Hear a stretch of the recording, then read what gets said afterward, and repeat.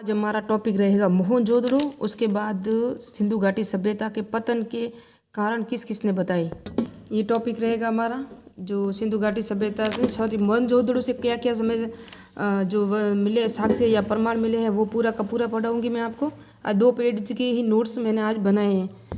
फिर अब बढ़ेंगे सिंधु घाटी सभ्यता के पतन के कारण किस किसने बताए थे। तो बीमारी किसने बनाया, जलवायु परिवर्तन किसने बनाया, नदियों का, बाकी ये सब है जिन्होंने बताया था। बीबी लाल ने पहले क्या दिया था, बाद में क्या कहा कि भी किस कारण ये परिवर्तन हुआ था। श्रीन रत्नाकर ने क्या कहा, फेन सर्विस ने क्या कहा, AMR मुगल ने क्या कहा, उनकी शुष्क बंदरगाह किसने कहा था भाई रेगिस्तान के कारण इसका परिवर्तन हुआ है। कोई कहता है विदेशियों के व्यापार के पतन के कारण इसका पतन हुआ है। कोई कहता है आर्यों ने पतन, किसने बताया था कि सिंधु घाटी सभ्यता का आर्यों ने पतन किया था जिसका आक्रमण हुआ था। और कोई बताता है जलवायु परिवर्तन, कोई बताता है नदियों। तो इसको डिटेल से पढ़ेंगे हम अभी। ये सौरव चौबे की बुक है, आप देख सकते हो। प्राचीन इतिहास बेचारी अब तो फट चुकी है, अलग हो गई है। देखो आप क्या करें, बार बार पढ़ते पढ़ते नोट्स बनाते बनाते अब तो ऐसी हो गई है। अब मेरे साथियों की वैदिक सभ्यता स्टार्ट करूँ मैं। वैदिक सभ्यता मुझे स्टार्ट करनी है, लेकिन एक और सभ्यता रह गई। आपको पता है बागुर सभ्यता, वो कहाँ है, वो किस में है। वो BA फर्स्ट ईयर की बुक है ना, इतिहास, प्राचीन इतिहास, BA फर्स्ट ईयर की बुक में बागुर सभ्यता इतनी डिटेल से दी हुई है, मैंने शायद आपको बताया है। तो आज हम पढ़ेंगे मोहनजोदड़ो। ये मोहनजोदड़ो का विशाल स्नानागार है, वो है सबसे बड़ी इमारत। तो यहाँ की अनागार थी। अब डिटेल से स्टार्ट करते। एक मैंने आपको कल मोहर पढ़ाई थी, वहाँ एक मैंने मोहर बताई थी जिस पर 3 मुख वाला एक जानवर था। तो वो मोहर कहाँ से मिली थी हमें, जो राजस्थान भारत में है वो सभ्यता स्थल, और वो कहाँ मिली थी और वर्तमान में वो स्थल कहाँ है, पानी में डूबा हुआ या बाहर है, जिसे बेट द्वारका कहते हैं। तो उसका भी डिटेल से अभी लास्ट में आप वीडियो में बने रहे, वीडियो को स्किप ना करें। अगर मोहरों वाला मेरा वीडियो नहीं देखा हो ना तो पूरा डिटेल से देखना। मोहरों को मैंने पूरा मैप में लेके आपको पूरा एक एक मैप मोहर को दिखाया है और उस पर चित्र अंकित है ना, उसकी विशेषता बताई मैंने। चांदी की मोहरी सर्वाधिक मोहनजोदड़ो से मिली थी। तो स्टार्ट करते हैं। सिंध लड़काना जिले में सिंधु नदी के दाएं तट पर, ये याद रखना दाएं तट पर है ये, खोजा गया 1922 का, राखलदास बनर्जी ने खोजा था। ये इस तरह से सभ्यता है। ये भारत का मैप है पूरा, और यहाँ जो ये सिंधु नदी आ रही है और ये बाया तट है, दाया तट है यहाँ, क्योंकि सिंधु घाटी की से इधर हम खड़े हो जाए ना ऐसे, तो मुँह करके इधर इस तरफ मुँह करके, तो ऐसे ही बाया तट होगा, क्योंकि ये भारत में तो है नहीं, ये पाकिस्तान में स्थल है मोहनजोदड़ो। और सिंधु घाटी सभ्यता का बाया तट, दाया तट, सॉरी बाया तट नहीं, दाया तट। तो किसने खोजा था 1922 में, राखलदास बनर्जी ने। तो इसको ट्रिक बना सकते हैं, मोर, मोर यानी मोहनजोदड़ो, र से राखलदास बनर्जी, मोर 1922 में। उत्खनन 1922-27 में किस किसने किया था, राखलदास बनर्जी और मार्शल ने। मार्शल व उनके साथियों ने कब किया था, मार्शल व उनके साथी और राखलदास बनर्जी दोनों ने इसका उत्खनन पहले 22 से 27 तक किया। उसके बाद उन्होंने 1927 से 31 तक में JH मैके और 1963 में पोसिल्वानिया के विश्वविद्यालय के अमेरिकी पुरातत्व JF डेल्स ने उत्खनन किया था। तो इन सब का पूरा का नाम याद रखना, सबका, मैके भी थे, डेल्स भी थे, मेसोवलानिया विश्वविद्यालय भी था, अमेरिका के पुरातत्व थे, है ना। 1931 तक इन्होंने इसका उत्खनन किया था। इसकी विशेषता क्या क्या थी, तो आध्यात्मिक नगर जैसा प्रतीत होता है, यानी कि पुराना जो आध्यात्मिक नगर क्या होता है, जिसके अंदर धर्म की विशेषता हो, जिसके अंदर धर्म की विशेषता हो, जिसके अंदर कुछ भी आप मान सकते हो पौराणिक स्थितियों, पौराणिक कहानियों के अनुसार। वॉल्टर फेयर ने सर्विस पुरास्थल को अनुष्ठानिक केंद्र का, अनुष्ठानिक केंद्र किसने कहा था, वॉल्टर फेयर ने। तो अभी वॉल्टर फेयर हम देखेंगे, फेयर सर्विस, उन्होंने इस सभ्यता को अंत का क्या माना था। इसका नगर है ना, इसका नगर कच्ची ईंटों के चबूतरे पर निर्मित था, कच्ची ईंटों का चबूतरा है ना उस पर निर्मित था। इसके उपनाम क्या है, मुओं का बाटा, मुओं का बाटा नहीं, मृतकों का टीला। स्तूपों का नगर कहा जाता है, स्तूपों का शहर, रेगिस्तान का बगीचा या सिंध का बाग, रेगिस्तान का बगीचा या सिंध का बाग, स्तूपों का शहर, यानी कि स्तूप आकार के इसके यहाँ स्तूप मिले थे, वो भी आपको डिटेल से मिलेंगे। मोहनजोदड़ो में सिंधी भाषा का शब्द है, मोहनजोदड़ो किस भाषा का शब्द है, सिंधी भाषा का शब्द है। कनिष्क द्वारा निर्मित चैत्य, कनिष्क द्वारा निर्मित चैत्य है ना, वो यहाँ से मिले थे, जिसे स्तूपों का शहर इसके दुर्ग टीले में मिले। किस मिले, इस तरह से आप समझ सकते हो। ये है ना बड़ा, ये पूर्वी टीला था, ये दुर्ग टीला पश्चिमी टीला था। इसे क्या कहते हैं, सिटाडेल कहते हैं, क्या कहते हैं, सिटाडेल। और यहाँ स्तूप आकार कैसे मिले थे, जो कनिष्क के स्तूप मिले ना, इसलिए इन्होंने कहा है कि ये स्तूपों का शहर कहते हैं इसको। यहाँ स्तूप मिले थे कनिष्क के, और ये मिट्टी पाट कर ऊंचा किया गया स्थल था, मिट्टी पाट के यहाँ इसको ऊंचा किया जाता था, जो ऊपरी भाग होता था, जिसे सिटाडेल कहते हैं, पश्चिमी भाग को। और ये है ना स्तूप टीला, यही नगर था जो बाढ़ के कारण 7 बार उजड़ा और बसा, और 7 स्तरों में ये विभिन्न स्थित था। 7 स्तर थे इसके मोहनजोदड़ो के, पश्चिमी टीले के, सिर्फ पश्चिमी टीला याद रखना, स्तूप टीला या पश्चिमी टीला या सिटाडेल कहते हैं उसको। मोहनजोदड़ो से सहवान से रॉक फोल्डिंग, पत्थरों को 2 भागों में बांट के उसको बनाना, इनके उसको एकत्रित करके उसको नींव बनाना।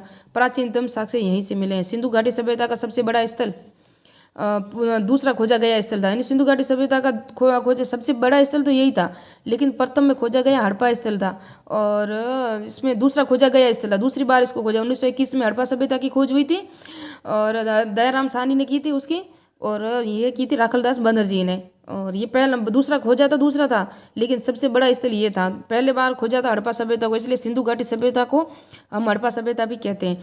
तो ये क्या, यहाँ कुआं था, ये स्नानागार है, मैं बता रही हूँ ना, स्नानागार है। स्नानागार ये कुआं, यहाँ से इसमें पानी आता था, इस पर बिटुमिनियम और जिप्सम की कुछ परत भी चढ़ी हुई थी, जिससे पानी का रिसाव न हो। और यहाँ से उत्तर में भी सीढ़ियाँ थी, दक्षिण में भी सीढ़ियाँ थी। ये एक और था कुआं पानी, जो इस गंदा पानी अगर हो जाता था ना इस स्नानागार का, तो इससे बाहर निकाल लेते थे इससे। और ये बाहर निकलता था, इसे क्या कहते हैं, टोडा मेहराब, जो इस नाली को ढके हुए रहते थे, क्योंकि नालियों के अवशेष भी यहाँ में मिले थे, तो इसको ढक दिया जाता था, उसको बंद कर दिया जाता, जैसे टोडा मेहराब कहते हैं। और इसके आजू बाजू कमरे भी बने हुए, मैंने नहीं बनाए हैं, यहाँ आजू बाजू कमरे बने हुए हैं। ये पुरोहित कहते हैं, कोई पुरोहित का आवास होगा या बड़ा स्नानागार धार्मिक स्थल होगा, ऐसा कोई मान्यता है जो कहते हैं हमारे इतिहासकार उनके अनुसार। ये मोहनजोदड़ो से संबंधित परम महत्वपूर्ण साक्ष्य क्या क्या, देख 2 चांदी की मोहर यहाँ मिली थी, यूनिकॉर्न एक श्रृंगी वाली, मैंने आपको मोहरों में पढ़ा लिया, और मैं बता भी दी है कि कैसी थी वो मोहर। सर्वाधिक बटखारा यानी बाट सर्वाधिक कहाँ मिले थे, यही मिले थे मोहनजोदड़ो से। गढ़, दुर्ग या सिटाडेल पर मीनार के प्रमाण ये है ना, ये 2 भागों में विभक्त था। कौन था, मोहनजोदड़ो 2 भागों में विभक्त था, और एक भाग के चारों ओर प्राचीर बनी हुई थी। एक भाग के चारों ओर प्राचीर, ये मिट्टी पाट कर उसको ऊंचा किया जाता था, ऐसे ऊंचा किया जाता था। ये पश्चिमी दुर्ग, ये पूर्वी दुर्ग था। तो यहाँ एक मीनार यानी दीवार मिली है, दीवार इसके अंदर जो पश्चिमी दुर्ग है सिटाडेल के अंदर। वस्त्र निर्माण के प्राचीनतम साक्ष्य यही मिलते हैं। एक तो हमने जब पढ़ा था मेहरगढ़ नवपाषाण काल का स्थल था, और तब का तो वहाँ था ना, कपास के विश्व में सबसे प्राचीनतम साक्ष्य हमें मेहरगढ़ से मिले थे विश्व में। लेकिन बुने हुए कपड़े के प्राचीनतम प्रमाण हमें मोहनजोदड़ो से मिलते हैं, सूती वस्त्र के। जब मैंने वहाँ मृदबांड वगैरह ऐसा पढ़ाया था मोहनजोदड़ो ने पूरी सिंधु घाटी सभ्यता के, तो वहाँ बताया था कि एक पात्र के चारों ओर सूती कपड़ा लपेटा हुए ऐसा पात्र मिला है, एक ऐसा पात्र मिला है जिसके अंदर सूती कपड़े के अवशेष मिले हमें, तो वो मोहनजोदड़ो से मिले थे। मलेरिया रोग और रॉक फॉल्टिंग के प्राचीनतम साक्ष्य ये बता दिया। मलेरिया रोग से इस सभ्यता का अंत भी माना जाता है, या मलेरिया रोग क्या था वो पूरा डिटेल्स आगे आप वीडियो स्किप नहीं करना, पूरा मिल जाएगा। सुमेरियन नावों का अंकन मोहरों पे मिला है, तो सुमेरियन नावों का अंकन कहाँ मिला है, मोहरों पे मिला है। मैंने मोहरें पढ़ाई तब सब डिटेल से बता दिया। चांदी का प्राचीनतम साक्ष्य और चांदी का कलश शिलाजित, चांदी का कलश कहाँ मिले, और कलश समाधान भी यहीं से मिले थे हमें। जबकि जो मैंने बताया था युग्म समाधान वो लोथल और कालीबंगा से 2 जगह से मिले थे, याद रखना। अन्नागार मोहनजोदड़ो की सबसे बड़ी इमारत है, अन्नागार है ना, स्नानागार नहीं है, अन्नागार है, वो सबसे बड़ी इमारत है जो 50 × 27 मीटर की है जैसे है। इसकी पहचान वेलर ने विशाल इमारत में अन्नागार कहा है, जबकि यहाँ से अनाज के दाने नहीं मिले, इसी के कारण जे कैनोर ने इसे क्या कहा है, ग्रेट हॉल की संज्ञा दी है। और इसके उत्तर में ईंट का चबूतरा बना हुआ, जिसे वेलर ने लद्दान मैदान कहा है। लद्दान यानी कि सामान चढ़ाने या उतारने का जो मैदान है ना, उसे कहा है। यहाँ 20 खंभों का एक सभा भवन मिला है। तो मैंने जब पढ़ाया था ना आपको राज्यसभा भवन का मिला, राज्यसभा, तो वो भी यही मैंने जोड़ दिया, आप देख लेना। 20 खंभों का जो मिला है सभा भवन, इसमें स्तंभों वाला ये स्तंभ है। स्तंभ के प्रमाण हमें मौर्य काल से मिलते हैं, जहाँ हमें अशोक चंद्रगुप्त मौर्य की लकड़ी के स्तंभों वाला भवन मिला है। मैके ने अपनी पुस्तक फादर एक्सकेवेशन में मोहनजोदड़ो, ये इनकी पुस्तक थी, किसकी थी, मैके की। मैके अब इम्पोर्टेंट है क्योंकि मैके ने चंदूड़ों की खोज की थी। मैं बाजार, इसको बाजार व्यवस्था कहा है, यहाँ बाजार होता था। जो 20 खंभों का सबसे बड़ा भवन सभा भवन मिला है ना, तो मैके ने अपनी पुस्तक में इसको बाजार कहा है। जबकि मार्शल था ना, मार्शल ने बौद्ध गुफा मंदिरों के अवशेष इसको बताया था, जो ये सभा भवन इसको। और तो वेलर ने इसे क्या कहा है, फारसी दरबार आम कहा है। वेलर ने उसको फारसी दरबार आम कहा है। ऐसी जानकारी आपको कहीं नहीं मिलेगी सिवाय सौरभ चौबे की बुक से। तो मेरा वीडियो अच्छा लगा हो तो प्लीज़ लाइक करें, शेयर करें, सब्सक्राइब करें। ऐसे ही वीडियो पाने के लिए जो अथॉरिटी नोट्स है, हाँ मेरी राइटिंग अच्छी नहीं है लेकिन आपको नोट्स अथॉरिटी मिलेंगे। देखो ये मैंने ये मैंने खुद ने नोट्स बनाए ना, इसलिए मैंने जोड़ा, क्योंकि मैंने आपको धोलावीरा कल पढ़ाया था। तो जबकि धोलावीरा से क्या मिला है, सभा भवन के प्रमाण मिले हैं। जबकि सभा भवन के राज्यसभा के जो प्रमाण मिले वो धोलावीरा से मिले हैं, सभा भवन के मोहनजोदड़ो से मिले, जो 20 खंभों का है। लकड़ी के खंभे हैं या पत्थर के खंभे, इसका प्रमाण हमें पता नहीं अभी। मोहनजोदड़ो से अंग्रेजी एल आकार का इमारत मैके ने धर्मशाला कहा है उसे। किसको? मैके ने इसे धर्मशाला कहा है। अभी उसको भी याद रखना। जो राज्यसभा भवन है उसका भी, जो मैंने 3-4 बार मैंने इंपॉर्टेंट वाला लिखा नहीं, लेकिन आप लिख लेना अगर नोट्स बना रहे हो। धर्मशाला भी कहा है, और ये भी कहा है कि कहीं ये यात्रियों के ठहरने का होटल या सराय तो नहीं था, ऐसा भी इन्होंने अनुमान लगाया है। विश्व में वाटर प्रूफिंग का प्रथम प्रमाण, वाटर प्रूफिंग इनकी पानी के प्रबंध की व्यवस्था, पानी के जल निकासी की सबसे अच्छी जल निकासी की व्यवस्था ही कहाँ थी? मोहनजोदड़ो में थी। जबकि जल प्रबंध की सबसे अच्छी व्यवस्था धोलावीरा में मिलती है। एक व्यक्ति गीला मशीन 2 बाघों से लड़ते हुए, ये मैंने मोहर भी दिखा दी, आपको बताया था कल। मोहरे पढ़ी हो तो देख लेना, मेरे वीडियो सब देख लेना जहाँ मोहरे बताई मैंने। नगर निर्माण की सारी 7 नगरों का निर्माण कैसे हुआ, कौन सा नगर कितने भागों में विभक्त था, पश्चिमी टीला, पूर्वी टीला, पूरा डिटेल से बताया उसको। कहाँ कहाँ प्राचीर बनी हुई थी, कहाँ प्राचीर नहीं बनी हुई थी, है ना। सबसे रईस शहर कौन सा था, पूरा डिटेल नगर नियोजन में पढ़ाया था। मृद भांडों पर कांच के समान औपकारी प्रमाण, चमकीले धूसर मृद भांड, विश्व में प्रथम औपकारी के प्रमाण भी मोहनजोदड़ो से मिलते हैं।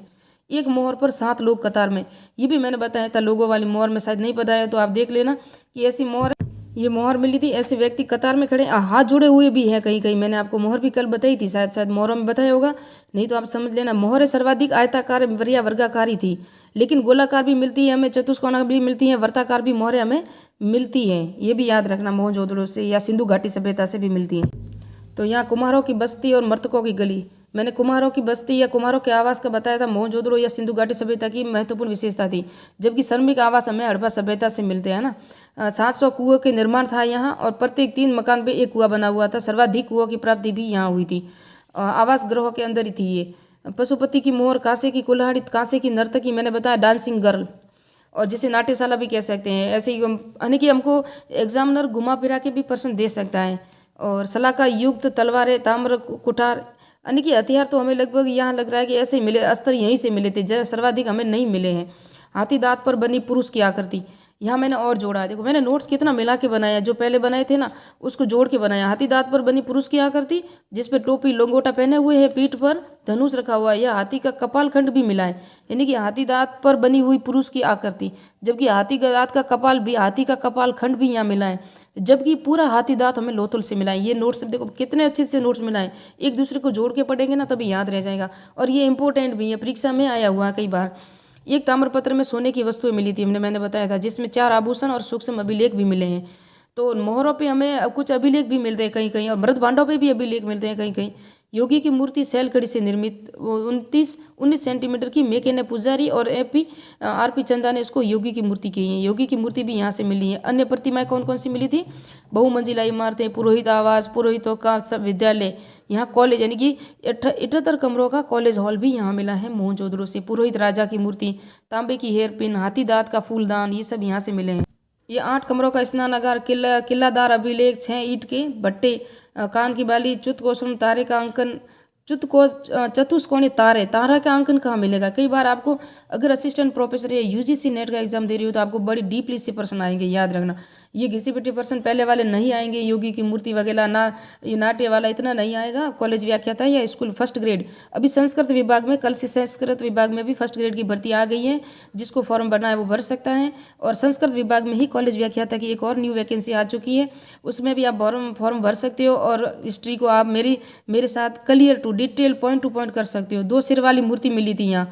और पूर्वी टीले, HRVSD के नाम दिया गया है पूर्वी टीले का, है ना, जिसमें विभाजित किया। HR क्षेत्र में कांसे की नर्तकी की मूर्ति मिली है, पुरोहित राजा की मूर्ति HR क्षेत्र में मिली है, याद रखना। ये कई बार घुमा के प्रश्न, इसको आप ऐसे पढ़ सकते हो। ये पश्चिमी टीला आप देख सकते हो, और ये पूर्वी टीला है। पूर्वी टीले से देखो HR क्षेत्र है, वहाँ से नर्तकी की मूर्ति मिली है, VS से पुरोहित राजा की मूर्ति मिली है, और D के क्षेत्र से पुरोहित सम्राट की मूर्ति मिली है।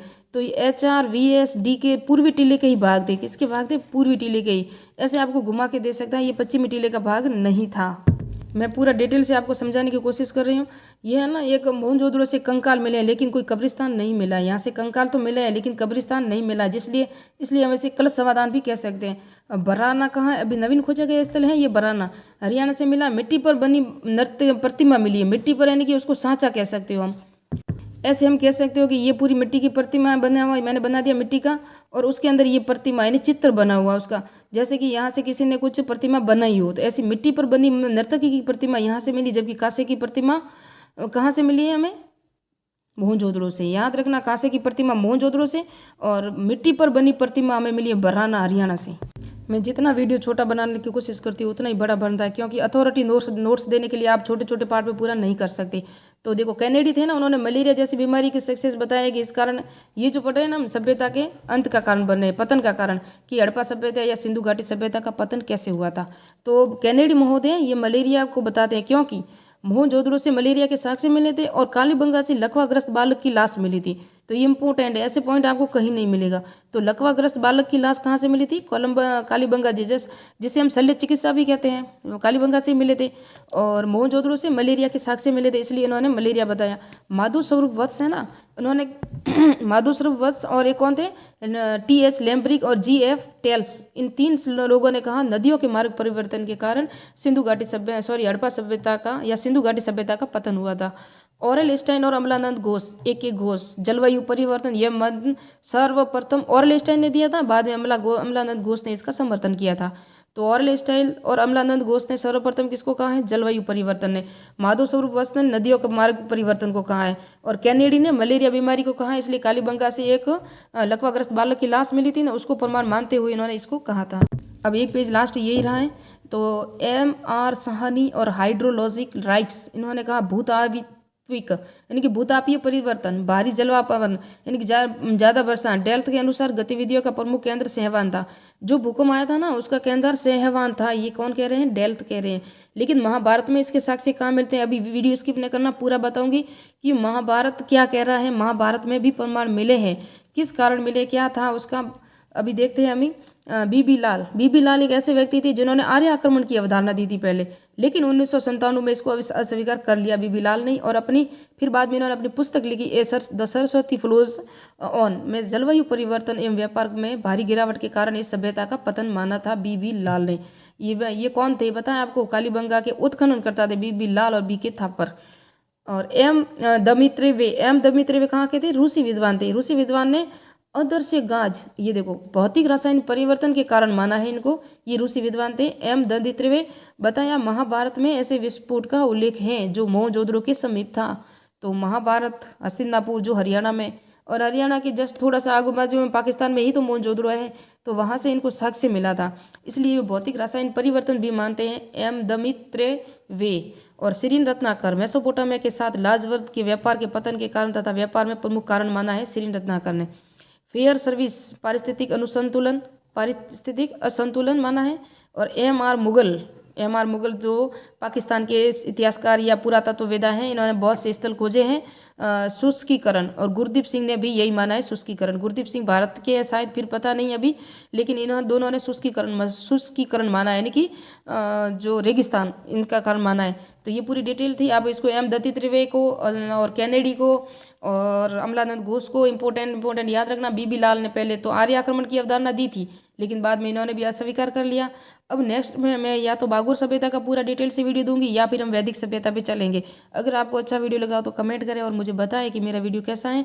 फिर आपको अगर कमेंट करोगे तो बागुर सभ्यता BA फर्स्ट ईयर की बुक के अकॉर्डिंग अथॉरिटी सोर्स के साथ और सौरभ चौबे की बुक के साथ पूरा डिटेल से दूंगी। वैसे मैंने बागुर सभ्यता का शॉर्ट वीडियो बनाया हुआ है 5 मिनट का, प्ले लिस्ट में जाके देख सकते हो। मैंने मोहरे को बना दिया, नगर निर्माण का बना दिया, उद्योग का, कला, अतिथि और लिपि सब वीडियो बना दिए सिंधु घाटी सभ्यता के। अगर आपको अच्छा लगा तो देख लेना। मुझे चंद हुड़ू के भी नोट्स बनाने थे लेकिन नहीं बनाए, तो मैं सौरभ चौबे की बुक से थोड़ा सा बता दूं। इंपॉर्टेंट था, क्योंकि मोहनजोदड़ो के दक्षिण में स्थित था, ये सिंधु घाटी के तट पर स्थिति थी, और N.G. मजूमदार ने इसको खोजा था। 1935 में मैके ने इसका उत्खनन किया था। फिर भारत का सेल्फीड कहा जाता है इसको, मैके को भारत का सेल्फीड। और ये है ना, ये कुल मिला के इंपॉर्टेंट यही था कि ये सैंधव सभ्यता का औद्योगिक नगर था चंदूड़ो की किलेबंदी नहीं की गई, ये मैंने के नगर निर्माण में बता दिया आपको। और यहाँ मैके ने गुड़िया मन के बनाने का कारखाना भट्टी भी खोजा था, वर्काकार ईंटें भी यहाँ मिली थी, और स्याही दवात के भी निशान हमें मिले थे। भाला फेंकते हुए पुरुष नर्तकी, खंडित मूर्ति और मरण गाड़ी का भी मॉडल यहाँ मिला था। और झुकर जाकर संस्कृति के पर अवशेष भी यहाँ मिलते हैं, और यहाँ खिलौना बनाने का कारखाना भी था। यह शिव मन के अस्थि और मुद्रा बनाने का प्रमुख केंद्र था, है ना, और खिलौने बनाने का भी प्रमुख केंद्र था। यहाँ से पक्की मिट्टी की पकी हुई नालियाँ, जो मिट्टी में होती है ना उसको पका कर नालियाँ बनाई गई। मैंने ये जब नालियाँ बनाई थी ना, बताई थी आपको नगर निर्माण में सिंधु घाटी सभ्यता में, तब शायद डिटेल से पढ़ाया हुआ, फिर भी देख लेना। यहाँ से प्राप्त एक ईंट पर कुत्ते का बिल्ली का पीछा करते हुए चित्र है, और एक है भाला फेंकते हुए पुरुष नर्तकी की खंडित मूर्ति। ये दो याद रखना, इंपॉर्टेंट है। और पक्की मिट्टी की पकी हुई नालियाँ और तांबे की 2 गाड़ियों का मॉडल, और ये कारखाना था किसका, औद्योगिक नगर था ये सिंधु घाटी सभ्यता का। तो मिलते हैं नेक्स्ट वीडियो में नेक्स्ट पॉइंट में।